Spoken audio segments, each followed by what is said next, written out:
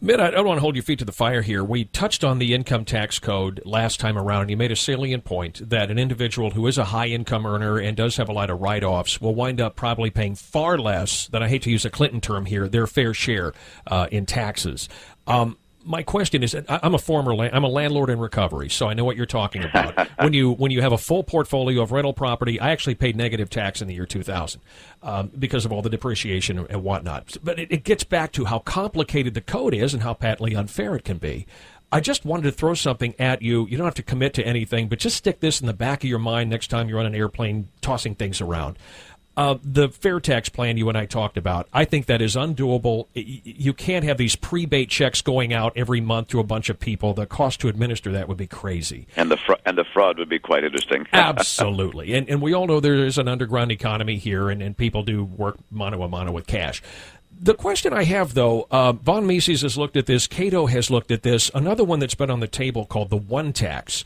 It's a VAT. It is a VAT tax, and there's no getting around it. But rather than a high rate of 23%, Americans generally don't look at things. They don't look at their paycheck stubs. They don't know what they're paying in Medicare tax withholding. They don't look at anything. So why not a 1% tax on all goods and services with no exemptions at all levels? It's a VAT, but by getting rid of the income tax, I just envision this country with a bunch of workers with 1/3 more money in their pocket every 2 weeks. I think the economy would go crazy. You might have some inflation temporarily because of overheating, but I think it would be unbelievable. The idea is pay 1% tax and no more? 1% at all levels on all goods and services, Mitt, with no exemptions. You put the lobbyists out of business. But you'd have to close down our military too, right? I mean, you need. Well, at all levels with no exemptions. You buy a house, buy $100,000 house, it's $1,000. You go to the doctor for $100. You don't begin to raise enough money, Mark. Actually, based on M1, I'm all in favor. I mean, I'm all in favor of getting rid of the unfair complication in our tax code. I'm all in favor of cutting back on government. Cato's looked at it. Von Mises has looked at it. 60% of spending is on care for the elderly. It's Medicare, Medicaid, Social Security. That's 60%. Sure. And then the next 15%, or excuse me, next 20% is our military. So 80% is care for the elderly and the military. And you can't cut them back that much. As a matter of fact, you're probably going to see some expansion as people retire. So I'll take a look at the plan. But it's based on M1. I must admit, my experience is if something sounds too good to be true, it most likely is. Well, it's actually based on M1. And if you look at M1, the money in circulation, the money in people's pockets and checking accounts, the money that changes hands on a daily basis, and we're talking from raw materials to manufacturing to warehousing to distribution, at every level you're collecting that 1%. Just think about it. And again, Cato's looked at it, Von Mises looked at it, and remember what Ron Paul said when you guys were laughing at him. If you got rid of the income tax, you will have the same amount of public revenue coming in that we had 10 years ago. And if you replace it with that 1%... Now, Mark, now think for a second. Do you think that our obligations to our seniors, given the growing population and the size of our military, is larger than it was 10 years ago? Absolutely. However, if you quit taxing Social Security, the idea that you have to pay income tax on a Social Security check is not only redundant, it's insane. Isn't it? Well, there's very little income that comes from that. It doesn't generate any income at all. But it's egregious that you have someone out there actually paying income tax on money they've already contributed as taxes. Hey, Mark, we're having fun, but I got to run. Yeah, I know. I've got one more show I got to do here. I know the heat's on when it's an interesting idea, but I got to tell you, I think everybody in America would say, "Gosh, a 1% tax, I'm all in favor of that." But make it two. Don't forget, we have to have a military that can protect us, and we have to care for our seniors.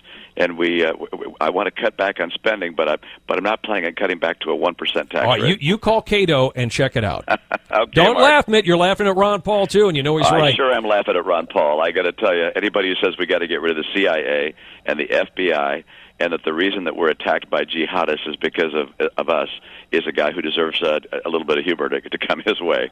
Keep laughing. Thanks, Mitt. Talk to you later. Thanks. All right. Right there, he just lost my vote, Dan. He just lost my vote. He quoted Ron Paul out of school. He's chuckling about it. It's not funny. It is absolutely not funny. I got 4,000 dead soldiers, American soldiers, because of Iraq, which was ill-conceived. The premise was wrong. They lied. I got 4,000 dead soldiers. I got over 20,000 injured coming back.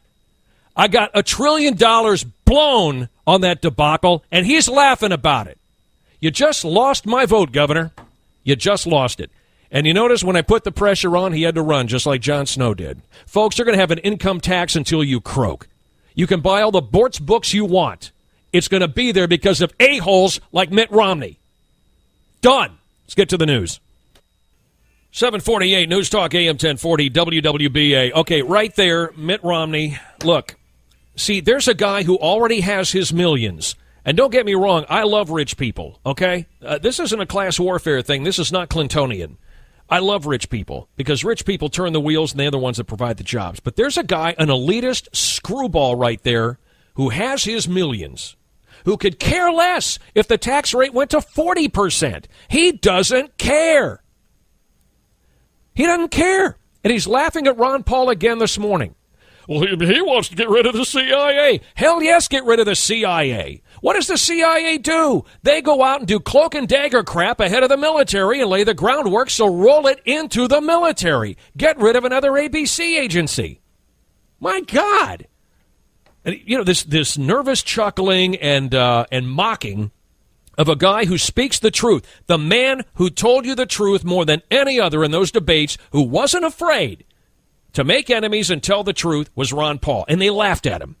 Well, he deserves to be laughed at. No, Mitt Romney, you deserve to be laughed at. You elitist. Oh, I can't use the word. You know, it drives me nuts. And I think the Cato Institute is a pretty viable organization, and they've been crunching numbers for years. And Von Mises, I know, sometimes can be on the edge, but they've crunched them too. And when you look at the amount of money that changes hands on a daily basis in this country, especially when the economy is booming, and you tax it at 1% at all levels with no exemptions, guess what? You're going to generate a ton of revenue, and especially if you let people keep 1/3 more of their paychecks or 25% more. They're going to blow it. They spend it, especially people at the lower income strata. They're going to spend their money, and that's all taxed at 1%, all of it. Doctor's appointments, groceries, homes, you name it, everything.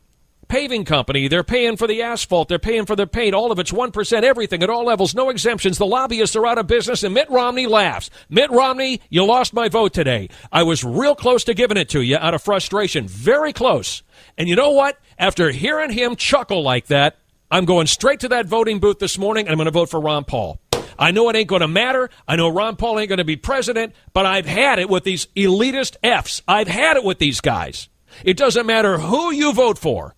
Vote for Barack Obama, Hillary, Mitt Romney, John McCain. They're all on the same page, man. Every damned one of them. Every one of them. They will not change the tax code because it's control. It's total control. And Mitt Romney's one of them. And McCain's one of them.